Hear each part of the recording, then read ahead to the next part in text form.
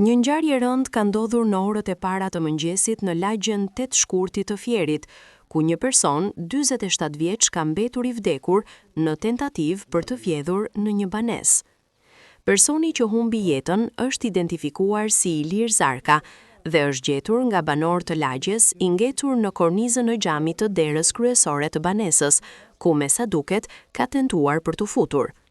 47 vjeçari është gjetur pa shenja jetë nga një komshi i të zotit të banesës, pasi ky i fundit prej një muaji ndodhej në Greqi tek familjarët e tij.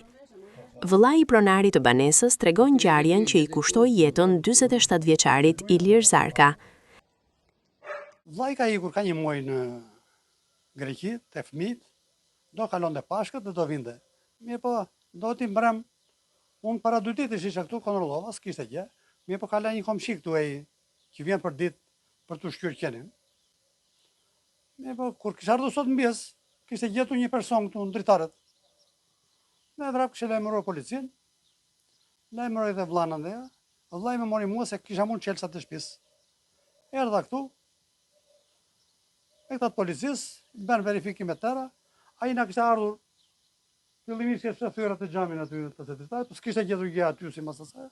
Dhe ardhur ka qenë dritarja këtu e shtëpisë. Këto xhama këtu janë të vegjël, një pa i ka tentuar që të futet aty. Aty ka ngecur gjysmë trupi, as nuk dilte, as nuk ashtu.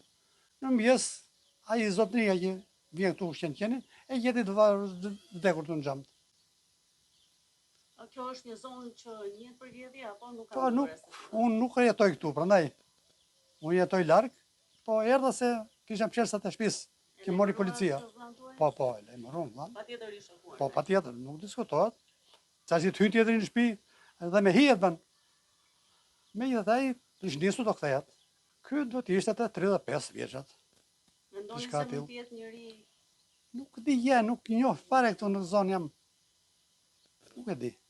Policia më pyeti, ishte fytyrë pa parë, ishte me kapuç, i rregull tamam me doreza. I përgatitur për vjedhje. Po, i përgatitur për vjedhje.